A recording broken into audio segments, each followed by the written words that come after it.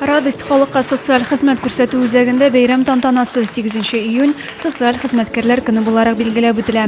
Һөнәри бәйрәмнәр уңаеннан кунакларны район башлыгы да тәбрикләде. От всех заинцев, от себя лично, исполкома совета, что сегодня создаете вот такую ауру, которая необходима для многих людей.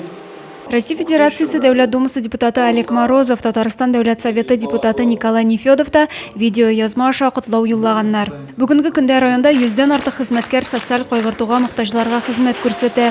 Башка тармаклардагы кебек социаль яклау хезмәтендә дә күп төрле яңалыклар, заманча технологик үзгәрешләр гамәлгә кертелә. Говорят, что в нашей службе случайных людей не бывает.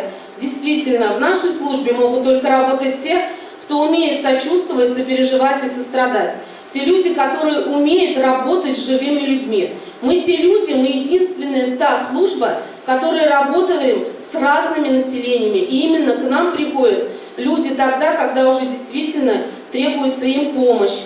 Бүген үз эшләрен яратып җиренә җиткереп башкаручы 40 хезмәткәр төрле дәрәҗәле бүләкләргә ия булды. Социаль хезмәткәрләрне һөнәри бәйрәмнәре белән тәбрикләп, Мирас һәм Азаль вокаль ансамбльләре иң яхшы җырларын бүләк иттеләр. Бәйрәм кунакларына игелекле хезмәтләрен тагын да рухланыбрак эшләргә көч һәм дәрт өстәделәр. Адилә Борһанова, Денис Сипатов, Зәй хәбәрләре.